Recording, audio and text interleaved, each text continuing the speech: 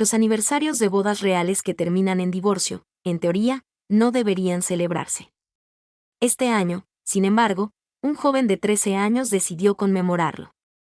No hubo brindis, ni fotografía reimpresa, ni mención en los comunicados oficiales, nada para un matrimonio que concluyó de esa manera.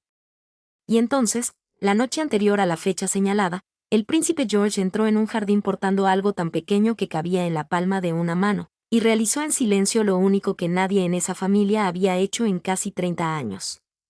Y para la mañana siguiente, según personas cercanas a la Casa Real, había conmovido hasta las lágrimas a dos de los adultos más serenos de ese palacio, el príncipe William y la princesa Anne. Empezamos por ahí hoy. Y dale a suscribir antes de continuar, porque esta historia es más íntima y discreta que la mayoría de las crónicas reales, y de alguna manera, ha impactado más que ninguna.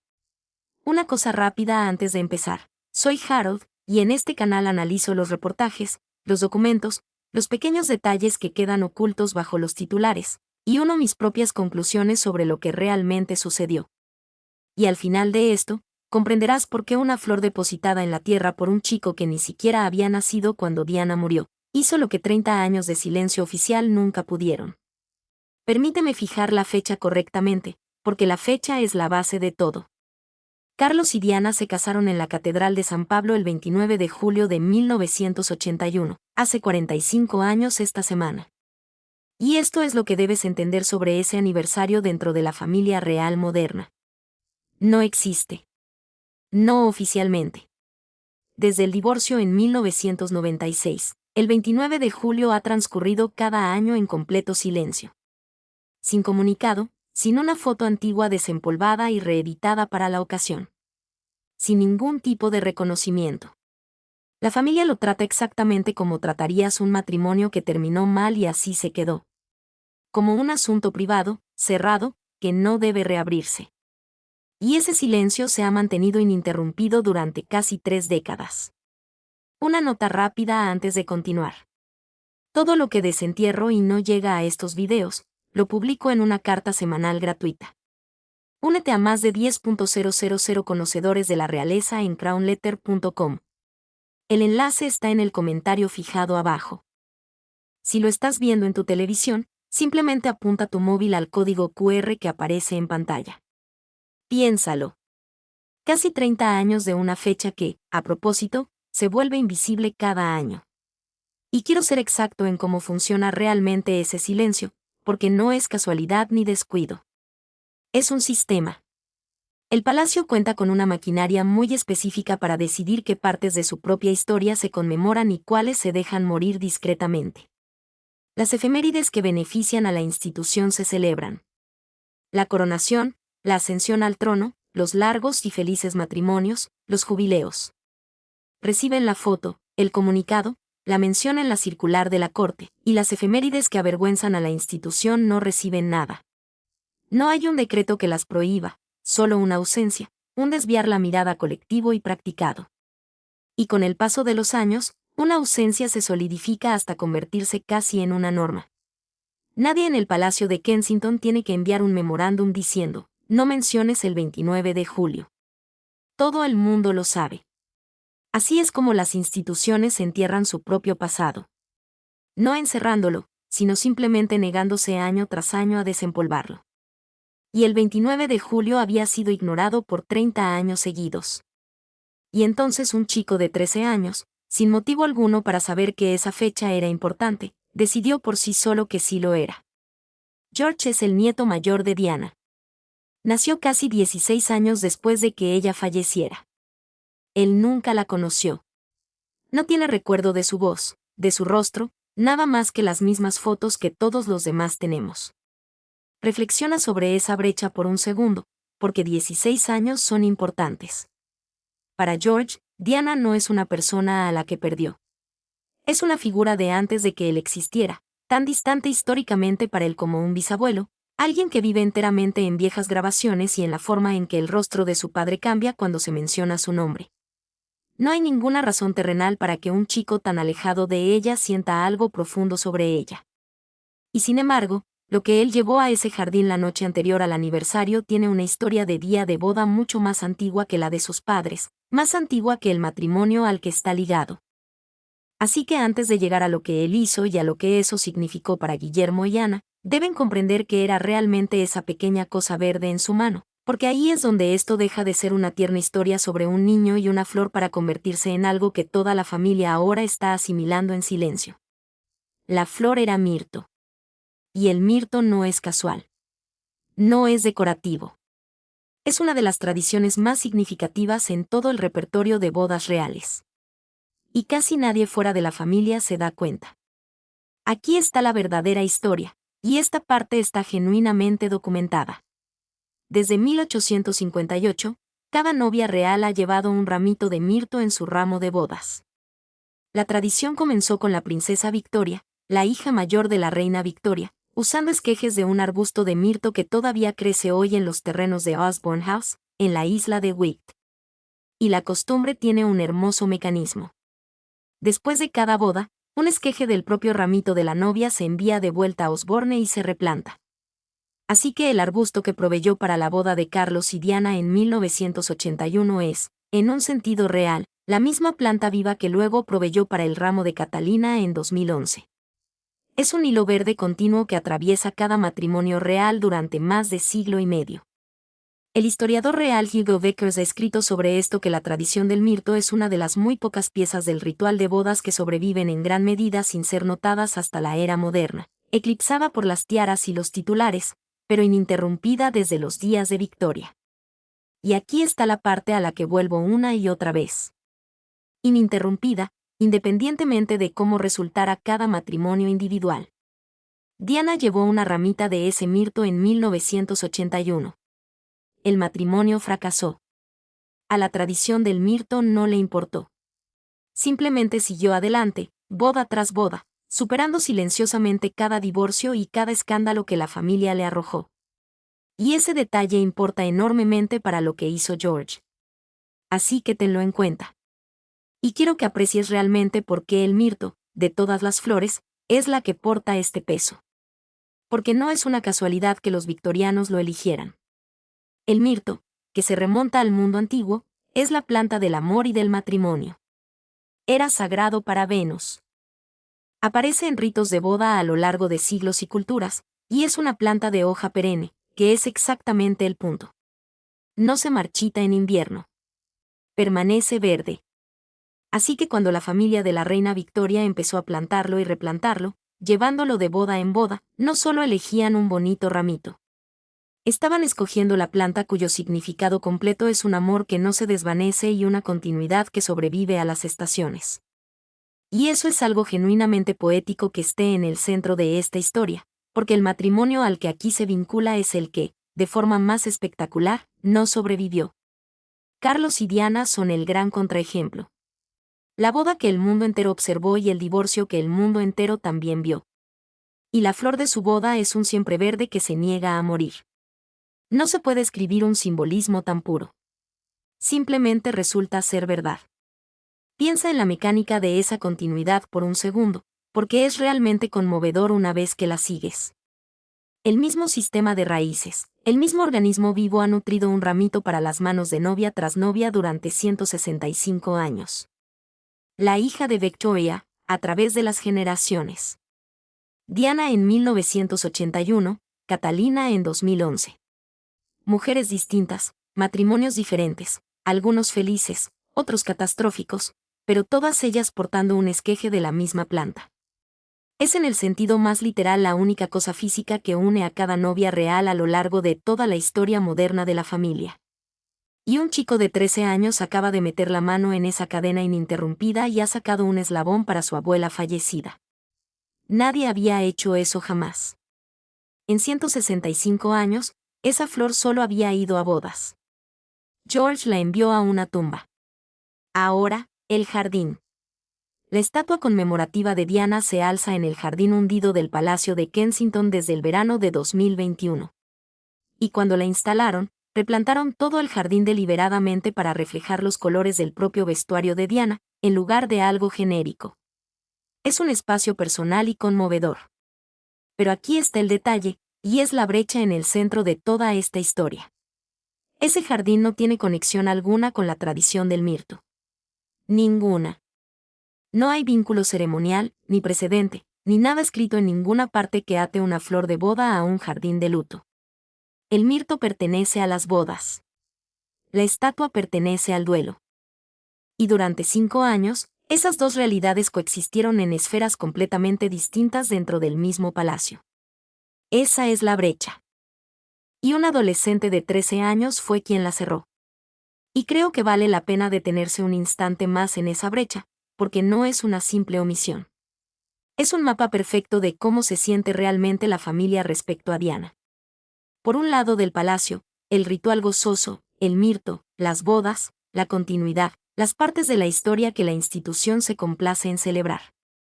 Por el otro, el memorial, el duelo, el final del que nadie quiere hablar. Y la familia había mantenido esas dos facetas cuidadosamente, deliberadamente separadas, porque unirlas implica admitir aquello que llevan 30 años sin reconocer. Que la mujer del jardín conmemorativo fue, en su momento, la novia portando el mirto. Que la celebración y la tragedia son la misma persona. Los adultos encuentran esto insoportable. Por eso mantienen las dos estancias separadas y jamás transitan entre ellas. Hizo falta un niño que ignoraba que las habitaciones debían permanecer separadas, para que tomara la flor y la llevara de una a otra, reuniéndolas en silencio. Entonces, ¿cómo acabó un ramito de mirto nupcial en manos de un chico de 13 años?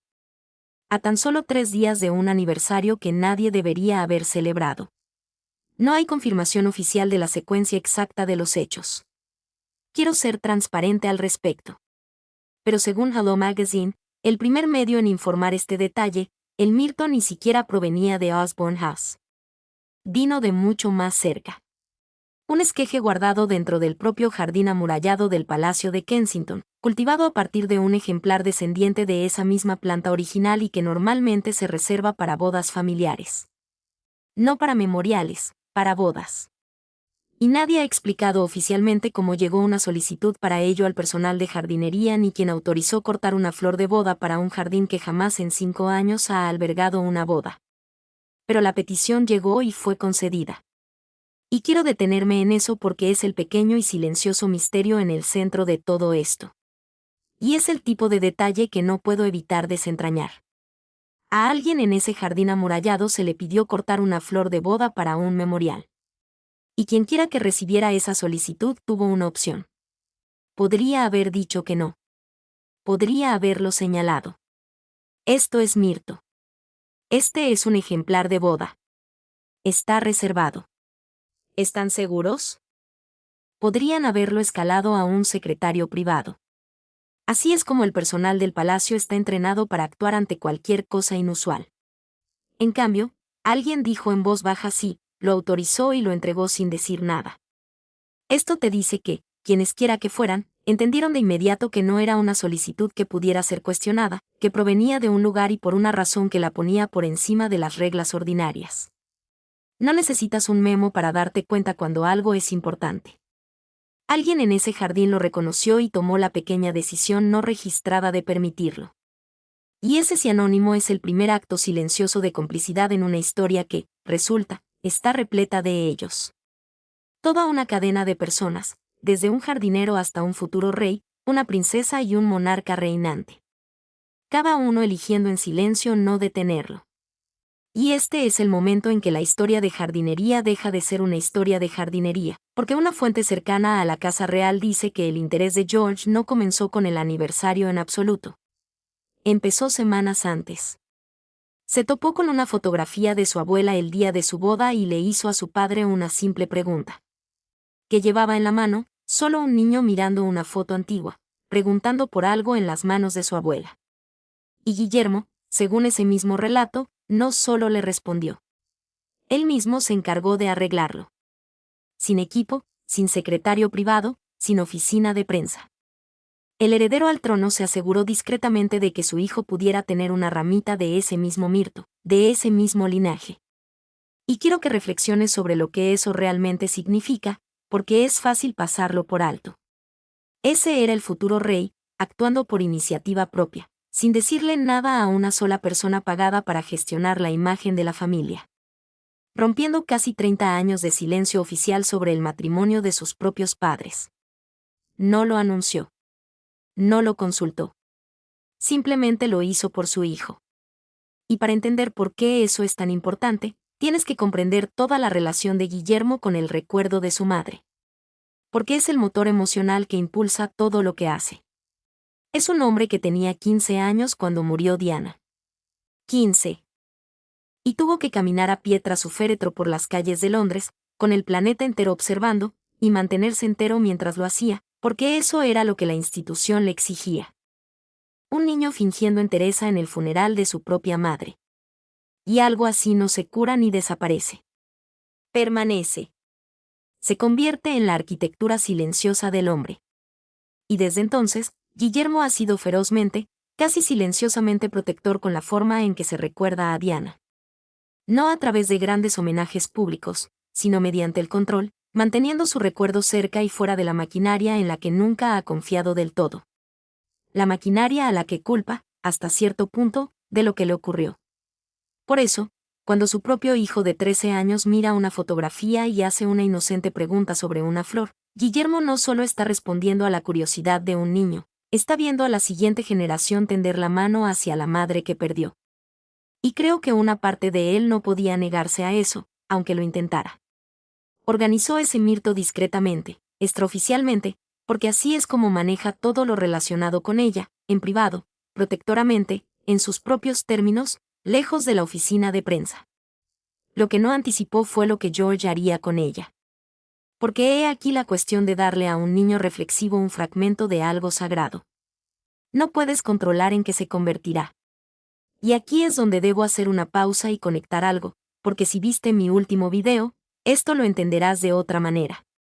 La semana pasada, cubrí cómo la princesa Ana recuperó el brazalete de esmeraldas perdido de Diana del cajón privado de Camila.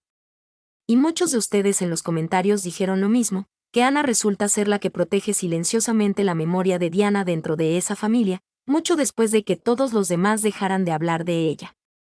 Bien, ten eso en mente, porque Ana está a punto de entrar en esta historia también. Y no es una coincidencia. Se está formando un patrón aquí. Y una vez que lo veas, no podrás dejar de verlo. La persona a la que los tabloides dedicaron décadas pintándola como la Royal Fría, obsesionada con los caballos y poco sentimental, resulta ser la que realmente recuerda. Y creo que vale la pena reflexionar sobre ello, porque es una de las grandes interpretaciones erróneas de toda esta familia. Durante 50 años, la prensa catalogó a Ana bajo un mismo titular: enérgica, práctica, poco sentimental. La realeza sin paciencia para la emoción, la ceremonia o el alboroto. Y esa caricatura siempre fue perezosa. Pero esta historia, y antes de ella la del brazalete de esmeraldas, te demuestran exactamente cuán equivocada está. Porque Ana no es fría, Ana es disciplinada. Hay una diferencia, y es la diferencia total. Ella no exhibe sus sentimientos ante las cámaras, lo que la mentalidad sensacionalista confunde con no tenerlos.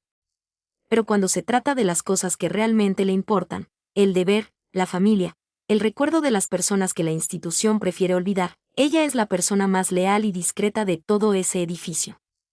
Creció inmersa en las tradiciones. Ella es la que entiende el significado de Myrtle sin que se lo expliquen. La que comprende el peso de una flor de boda apareciendo en una tumba, porque dedicó toda su vida a la gramática de estos rituales. Por eso, por supuesto, fue la primera en entender lo que George había hecho.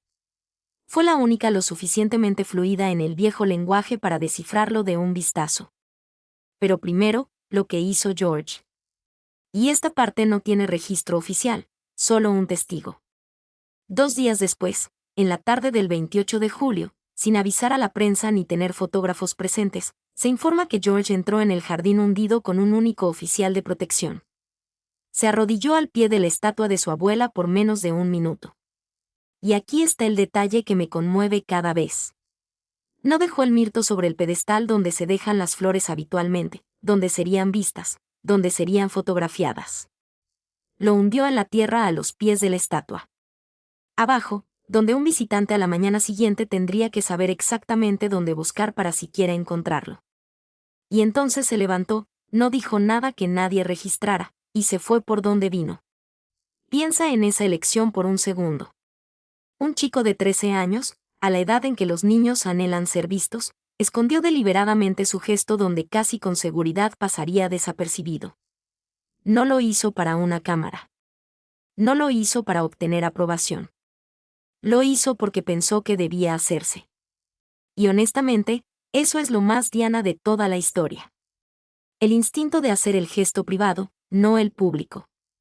Y sigo reflexionando sobre esa elección porque piensa en lo fácil que habría sido para él hacer otra cosa. Tiene 13 años. Es el futuro rey. Ha crecido por completo en un mundo donde cada gesto es una foto en potencia, donde el cariño familiar se exhibe a cada instante para una audiencia, pues esa representación es parte del deber. Podría haber dejado el mirto sobre el pedestal. Pudo permitir que se viera. Que se convirtiera en una imagen entrañable, un detalle que el palacio podría haber filtrado discretamente y todos habrían dicho, ¡qué chico tan tierno! Esa es la imagen que favorece a la institución. Y él hizo justo lo contrario. Lo puso en la tierra, a sus pies, oculto, en el único lugar donde casi con seguridad nadie lo vería, lo que significa que no estaba actuando para nadie. No lo hizo para ser visto haciéndolo. Lo hizo puramente como un gesto entre él y una abuela que jamás conoció. Y hay algo casi insoportablemente tierno en un niño. A esa edad, comprendiendo por instinto que los gestos más auténticos son aquellos que nadie debe captar. Esa no es una lección que puedas impartir a un niño. Simplemente es quien es. Y surge una pregunta que sinceramente no puedo responder. Y creo que nadie puede. ¿Qué pasaba por la mente de un niño que jamás conoció a esta mujer, parada junto a su estatua, clavando una flor en la tierra? Él no tiene recuerdos de ella. No puede extrañarla como la extraña William, porque no se puede extrañar aquello que nunca se tuvo. Entonces, ¿qué sentía exactamente? ¿Es un duelo heredado, absorbido de un padre que lo lleva a cuestas? ¿Es algo más parecido al deber, la sensación de que esta persona es importante para su familia y, por lo tanto, se le debe algo? ¿O es simplemente el instinto puro y sencillo de un niño bondadoso que vio un vacío donde debería estar su abuela y decidió llenarlo con lo único valioso que poseía? No lo sé. Nadie lo sabe, porque él se arrodilló allí solo y no dijo nada que quedara registrado. Pero fuera lo que fuera, fue suficiente para impulsarlo a buscar una flor con 165 años de historia y llevarla él solo a un jardín que el resto de su familia llevaba años pasando de largo en silencio. Ahora bien, una persona sí sabía dónde buscar, y en pocos días, por un camino que nadie en el palacio ha logrado explicar, el detalle llegó a Hello Magazine. Y eso ya es un pequeño misterio en sí mismo, ¿no les parece? Porque piénsalo, lo discreto que fue todo. Sin prensa avisada, sin fotógrafo, solo un niño y un guardia de seguridad al anochecer, y una flor oculta en la tierra, que solo podrías encontrar si ya supieras que estaba allí. Esto era lo más privado posible dentro de esa familia. Y aún así, se filtró. No la historia completa al principio, solo el detalle, el mirto, el lugar. Así que alguien que sabía, habló. Y no creo que fuera malintencionado. Si sirve de algo, esta no es la clase de filtración que perjudica a nadie. Al contrario, es del tipo que hace que la familia parezca humana, de la mejor manera posible. Lo que me hace sospechar que provino de alguien que se sintió conmovido. Alguien que pensó que un gesto tan silenciosamente hermoso no debería desaparecer por completo en la oscuridad.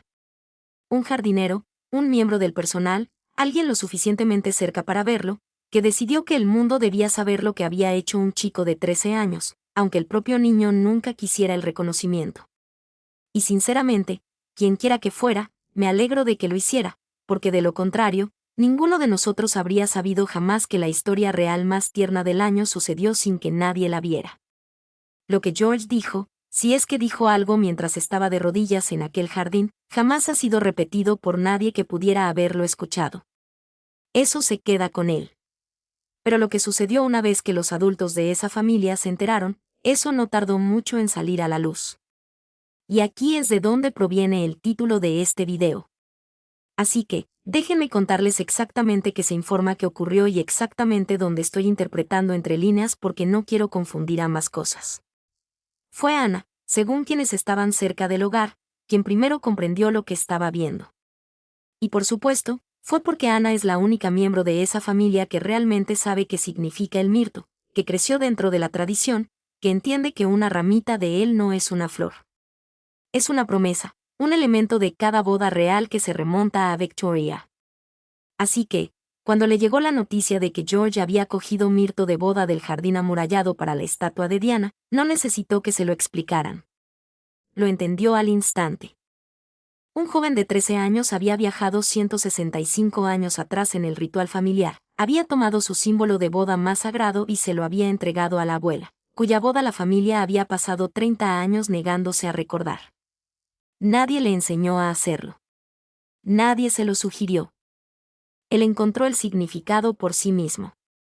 No hay registro público de lo que se dijo cuando William y Anne hablaron sobre ello. Y esta es mi interpretación. Así que tómala como tal. Pero observa la secuencia de lo que las personas que estuvieron allí describen, porque te dice más que cualquier cita. William, quien había organizado discretamente el mirto para su hijo como un pequeño gesto, una forma de responder a la pregunta de un niño sobre una fotografía, no esperaba que se convirtiera en esto. Esperaba que George lo guardara, tal vez, lo prensara en un libro. No esperaba que su hijo lo llevara solo a los pies de Diana y lo enterrara en la tierra como si se lo devolviera a ella. Y la gente a su alrededor dice que cuando entendió lo que George había hecho realmente, todo su peso, la deliberación de ello por parte de un niño que nunca llegó a conocerla, su compostura simplemente se desvaneció.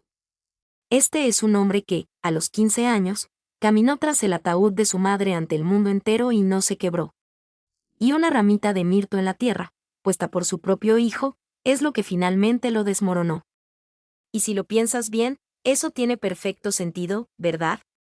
Porque es aquello que William ha temido en silencio toda su vida adulta. Aquello que cualquiera que pierde a un padre o madre joven llega a temer es que el recuerdo se desvanezca. Que la persona se convierta en un nombre, una fotografía, un capítulo de un documental, cada vez menos real a medida que pasan los años y el mundo avanza. Tenía 15 años. Sus hijos jamás la conocieron. Estadística y biológicamente, el recuerdo de Diana debería irse diluyendo dentro de esa familia con cada generación. Así es como actúa el tiempo. Y entonces su hijo, aquel que, por derecho, debería sentir la menor conexión con ella de todos, resulta sentirla con la mayor intensidad. Lo suficientemente vívidamente como para actuar en consecuencia, solo, sin que nadie se lo pidiera. Para William, eso no es solo conmovedor. Es la respuesta al exacto temor que ha albergado desde niño. Es la prueba de que ella no se desvanece, de que cruzó el abismo hasta una generación que jamás la conoció en su plenitud. Y hay pocas cosas en la tierra que quiebren a una persona más completamente que ese alivio particular. Las lágrimas allí no son de dolor, no realmente. Hay algo más cercano a la gratitud que duele. Y Anne, a todas luces, estaba allí con él.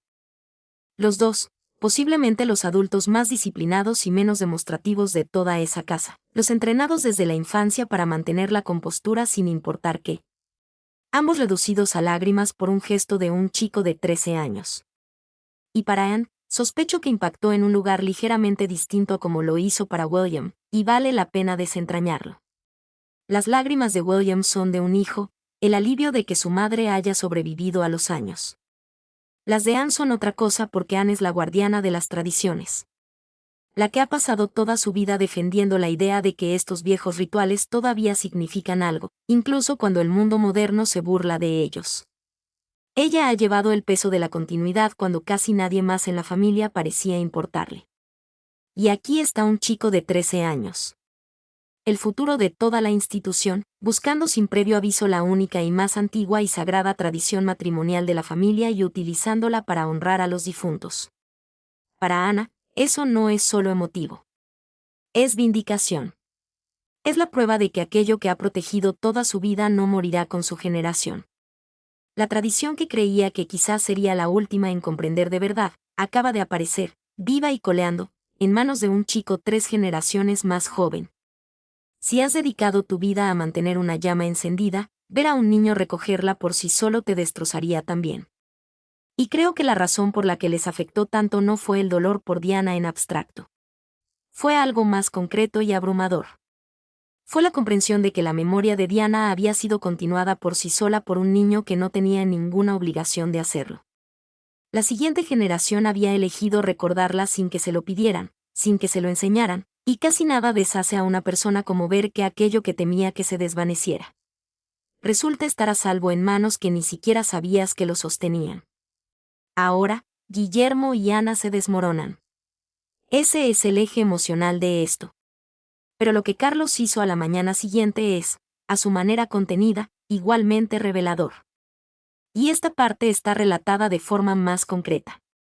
A Carlos le informaron la mañana siguiente, antes de que comenzaran sus compromisos oficiales. Y según una fuente que habló con el Daily Mail, no dijo mucho al enterarse.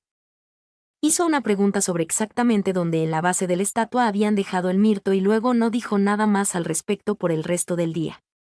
Pero lo que hizo en su lugar es lo que cuenta.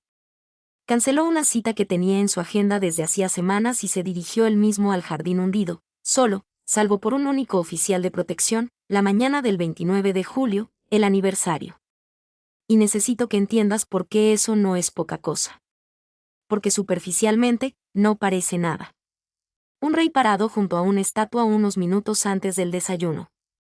Es enorme.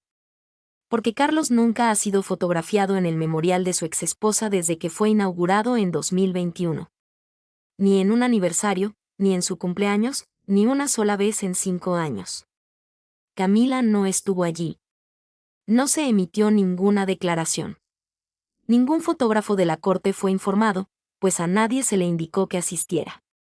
La única razón por la que sabemos de la visita es que el personal, al estar trabajando en el mismo jardín que había provisto el mirto 3 días antes, describió a un hombre inmóvil, mucho más tiempo del estrictamente necesario, con las manos en los bolsillos de su abrigo. Miraba hacia abajo, no al rostro de la estatua, sino a un trozo de tierra, justo donde su nieto había plantado una flor de boda. Y hay que comprender la importancia de que Carlos fuera allí específicamente, porque su vínculo con esa estatua es una historia en sí misma. Durante 5 años, ha mantenido distancia de ella. Y no es difícil entender el porqué. Su relación con Diana es la parte más examinada, dolorosa y públicamente diseccionada de su vida. Fue señalado, con razón o sin ella, como el villano del matrimonio más famoso del siglo XX. Cada documental, cada aniversario, cada entrevista lo devuelve a eso. Y Camila, la mujer a la que él en realidad amaba, la mujer con la que finalmente se casó, la mujer que una gran parte del país aún asocia con toda la tragedia, se encuentra justo en el centro de esa historia. Por lo tanto, una visita pública al memorial de Diana no es algo sencillo para Carlos. Es un campo minado. Si va, invita a 1000 titulares sobre culpa, duelo y los sentimientos de Camila al respecto. Si se abstiene, parece frío. Durante 5 años, optó por mantenerse alejado y dejar que el silencio hiciera lo que el silencio hace. Y entonces, su nieto de 13 años, de manera discreta, reordenó toda la ecuación. Porque después de lo que hizo George, mantenerse alejado ya no era neutral. El niño se había acercado a Diana con ambas manos, y que Carlos mantuviera su distancia ante eso habría significado algo. Así que fue temprano, antes de que nadie estuviera despierto. Sin cámaras, sin Camila, sin declaraciones, la versión más privada posible de la visita. Y se quedó allí, mirando no el rostro esculpido de su exesposa, sino hacia la tierra donde un niño había enterrado una flor de boda. Daría casi cualquier cosa por saber qué dijo o pensó en esos minutos, pues ahí se encontraba un hombre en la encrucijada de los 2 grandes amores y las 2 grandes heridas de su vida. Colocado allí no por decisión propia, sino por un nieto que simplemente pensó que su abuela merecía ser recordada. Y eso, precisamente, es lo esencial, ¿verdad? Ese es un matrimonio que el palacio se negó a discutir durante casi 30 años, y que finalmente fue reconocido en silencio, sin una palabra oficial, por las 2 personas que lo vivieron y por quien nunca tuvo la oportunidad. Guillermo respondió a la pregunta de su hijo sobre una fotografía. Jorge transformó esa respuesta en un gesto hacia una estatua. Ana lo comprendió antes que nadie y lloró ante él junto a Guillermo. Y Carlos, a la mañana siguiente, fue a pararse sobre un trozo de tierra y decir algo que nadie grabó a una mujer con la que se casó hace 45 años. de la que se divorció a los 15 y a la que perdió aproximadamente un año después. Y esto es lo que me parece casi increíble. La cuestión que sigo dándole vueltas. Nada de esto fue planeado, y eso es precisamente lo que le da cohesión. La petición de George comenzó con una foto, no con una orden. La ayuda de William nació de un padre respondiendo a su hijo, no de un plan orquestado por alguien pagado para cuidar la imagen familiar. La reacción de Anne no fue un montaje para nadie. No había cámaras en la habitación cuando ella se derrumbó. Y la visita de Charles llegó un día entero después del suceso. Una vez que él ya sabía lo ocurrido sin él. Una vez que no quedaba nada por organizar. Solo un lugar donde estar. 3 generaciones de esa familia. Separadas por una generación. Todas llegaron por separado al mismo instinto. Recordarla. Y ninguna esperó a que las otras 2 actuaran primero. Esto no se puede fabricar. No se puede instruir para que suceda. Solo ocurre cuando el sentimiento subyacente es genuino. Y quiero destacar esto porque es el detalle que diferencia esto de cualquier otro homenaje real que hayas visto.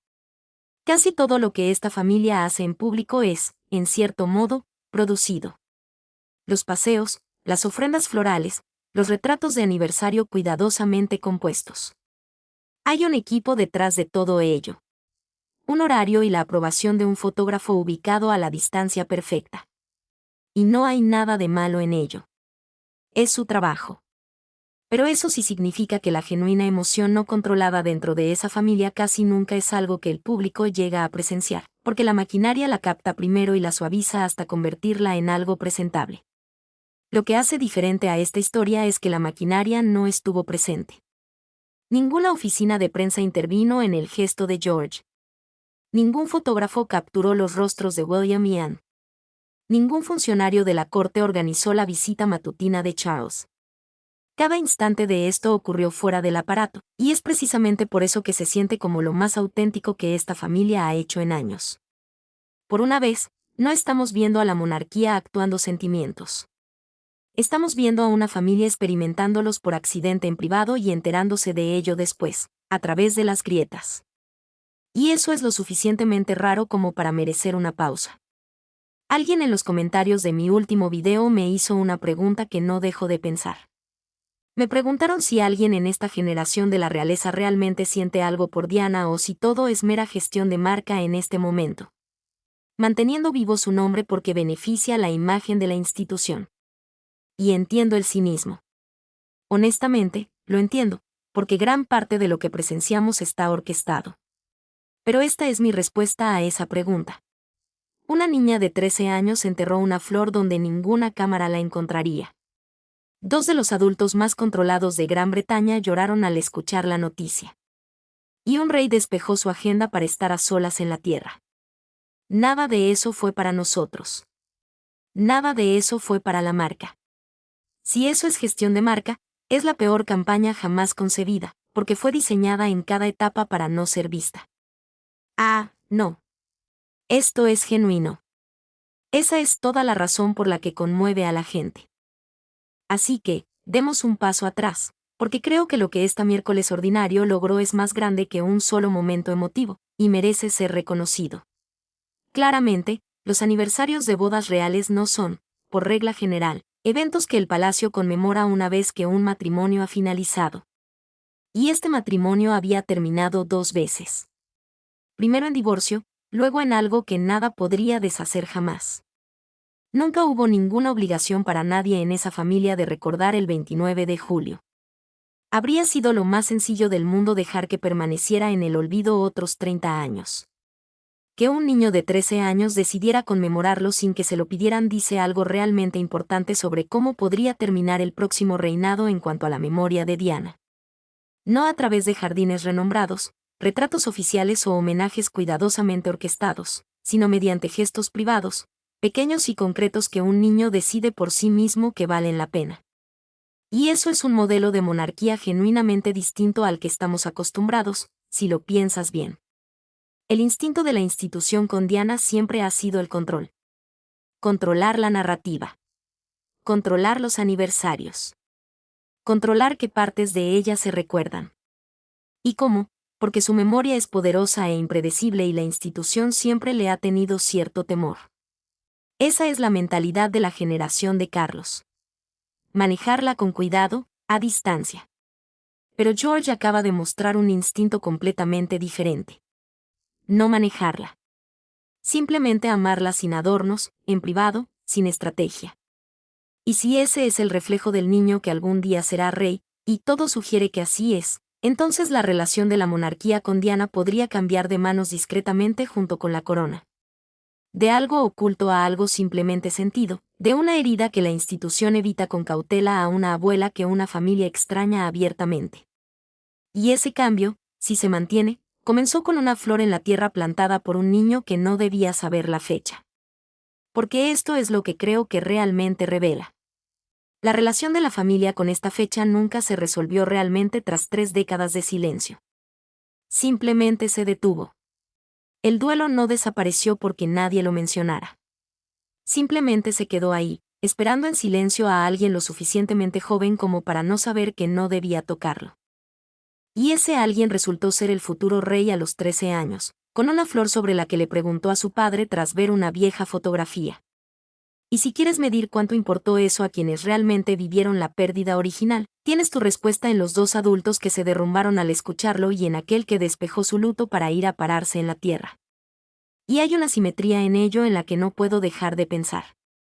Diana eligió una ramita de mirto para su propia boda a los 20 años, de un arbusto en el que probablemente nunca volvió a pensar. Un pequeño detalle ritual entre 1000 más en el día más fotografiado de su vida.